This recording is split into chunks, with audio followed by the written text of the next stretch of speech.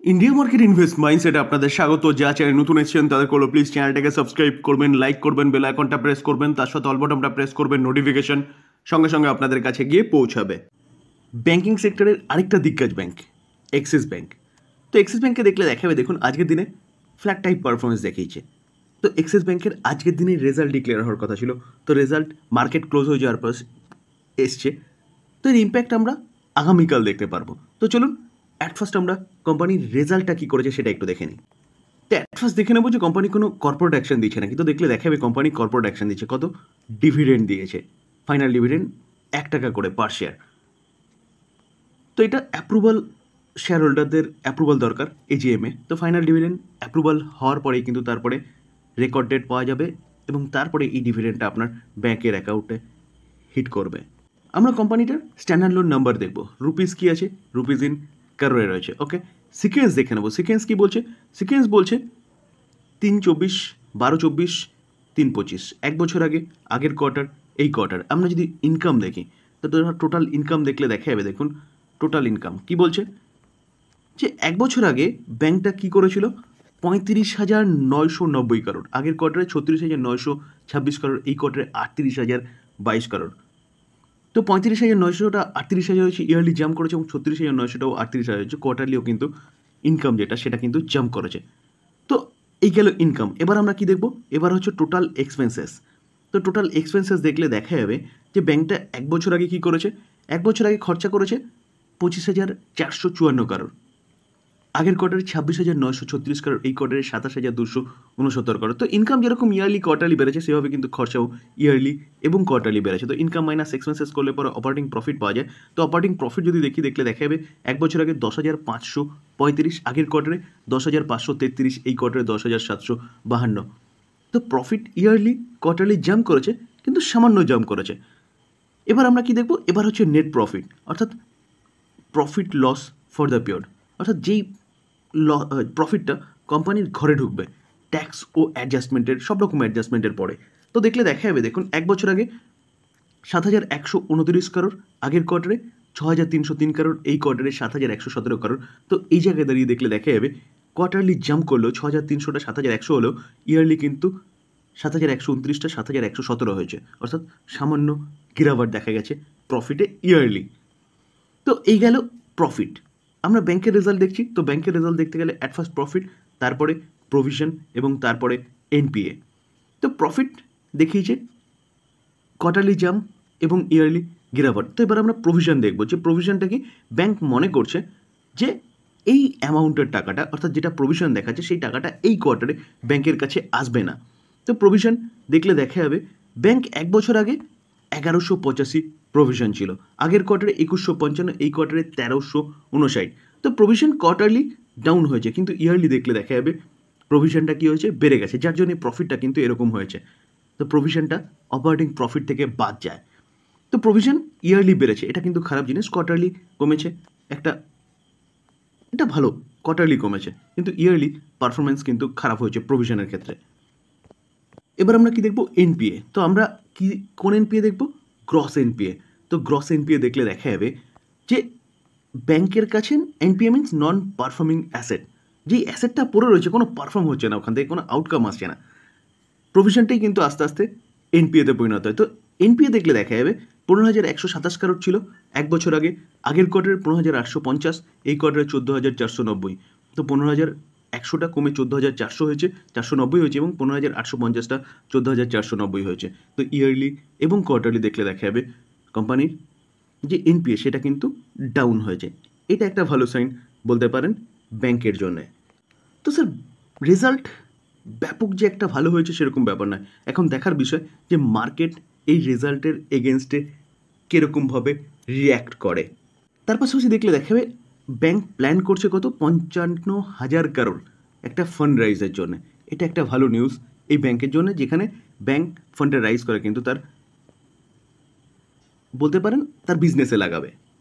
NTPC green energy, NTPC green energy NTPC subsidiary, যেখানে এই কোম্পানিটা রিনিউয়েবল এনার্জি নিয়ে কাজ করছে। তো আজকের দিনে দেখলে দেখা যাবে কোম্পানিটা ফ্ল্যাট টাইপ পারফরমেন্স দেখিয়েছে। আর্লি মর্নিংয়ে কোম্পানিটা যথেষ্ট ভালো গ্যাপ আপ ওপেনিং হয়েছিল, অবশেষে কোম্পানিটার মধ্যে কিন্তু একটা প্রফিট বুকিং দেখা গেছে। তো এই কোম্পানিটাকে নিয়ে একটা ভালো নিউজ পাওয়া যাচ্ছে। তো চলুন দেখে নিই নিউজটা কি পাওয়া যাচ্ছে। এনটিপিসি গ্রিন এনার্জি, যেখানে কোম্পানিটা ফান্ড রাইজ করতে চলেছে কত 5,000 কারোর ফায়া বন্ডের মাধ্যমে। তো কোম্পানিটা ফান্ড কেন রাইজ করছে? অবভিয়াসলি কোম্পানিটা ফান্ড রাইজ করে কিন্তু তার বিজনেসে লাগাবে, যেখানে এই কোম্পানিটা গ্রিন এনার্জি বা রিনিউয়েবল এনার্জি নিয়ে কাজ করছে এবং গভর্নমেন্টও কিন্তু যথেষ্ট ভালো এগ্রেসিভলি কাজ করছে রিনিউয়েবল সেক্টরে। তো এই ফান্ড রাইজের নিউজটা না এই কোম্পানির জন্য কিন্তু একটা ব্যাপক বড় নিউজ বলতে পারেন। আইটিসি হোটেল, যেখানে আইটিসির কোর বিজনেস থেকে হোটেল বিজনেসটাকে আলাদা করে লিস্টিং করেছে আইটিসি।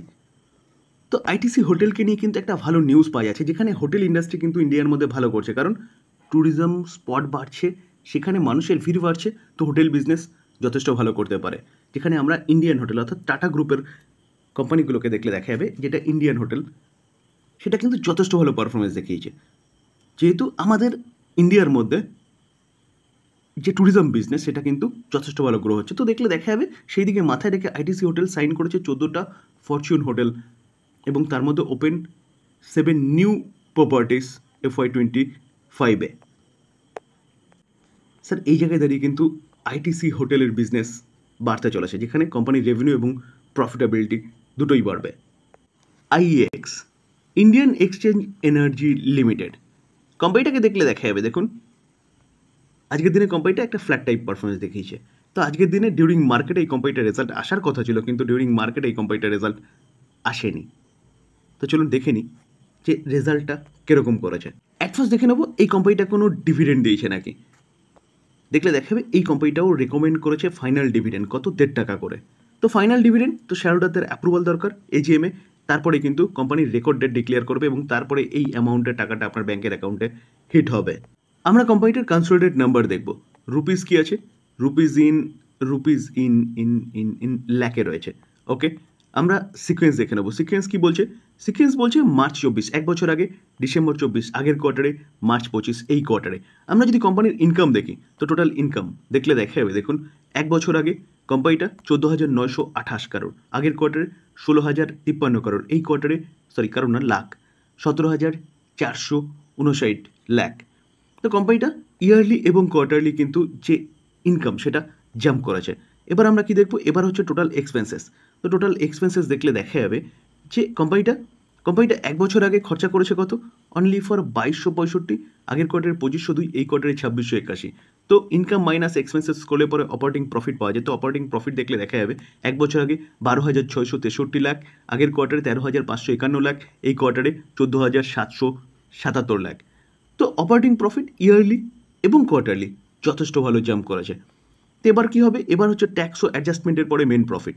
তো প্রফিট আফটার ট্যাক্স বা প্রফিট ফর দ্য পিরিয়ড দেখলে দেখা যাবে দেখুন প্রফিট ফর দ্য পিরিয়ডে কী বলছে যে এক বছর আগে কোম্পানি 9,668 লাখ, আগের কোয়ার্টারে 10,729 লাখ, এই কোয়ার্টারে 11,711 লাখ। তো দেখলে দেখা যাবে ইয়ারলি এবং quarterly company profit, net profit যেটা ট্যাক্স ও অ্যাডজাস্টমেন্টের পরে পাওয়া যায়, যেটা কোম্পানির ঘরে ঢুকবে, সেটা কিন্তু যথেষ্ট ভালো প্রেজেন্ট করেছে। কোম্পানির বিজনেস ভালো, মনোপলি বিজনেস, যেখানে এই কোম্পানিটার বিজনেস যা করে তার কম্পিটিটর তেমন কেউ নেই। কিন্তু প্রবলেমটা কী হয়ে দাঁড়ায় যে এই কোম্পানিটা যে মনোপলি, সেই মনোপলিটাকে কিন্তু মাঝে মাঝে গভর্নমেন্ট কী করে, ভারত সরকার খর্ব করার চেষ্টা করে। সেরকমই মাঝে মাঝে নিউজ পাওয়া যায়, তখনই কিন্তু এই কোম্পানিটার মধ্যে গিরাবার দেখা যায় যে মার্কেট ক্যাপলিং।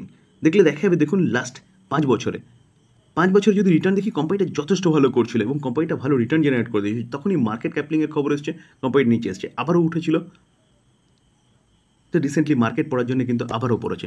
তো এই প্রবলেমটা যদি না থাকতো না, তাহলে কোম্পানি কিন্তু ভালো রিটার্ন জেনারেট করে দিত। স্যার ডিসক্লেমার দিয়ে রাখি, যেসব কোম্পানিগুলো নিয়ে আলোচনা করলাম সেসব কোম্পানিগুলোর সম্বন্ধে নিউজ পাওয়া যাচ্ছে, তার জন্য আলোচনা করলাম। তো এটাকে কেউ বাই রেকমেন্ডেশন হিসেবে নেবেন না। বাই করার আগে নিজে ভালো মতন অ্যানালাইসিস করবেন, তারপরে বাই করবেন, বা আপনার ফাইন্যান্সিয়াল অ্যাডভাইজারের সাথে কথা বলে নিয়ে তারপরে বাই করবেন। থ্যাংক ইউ, ভালো থাকবেন।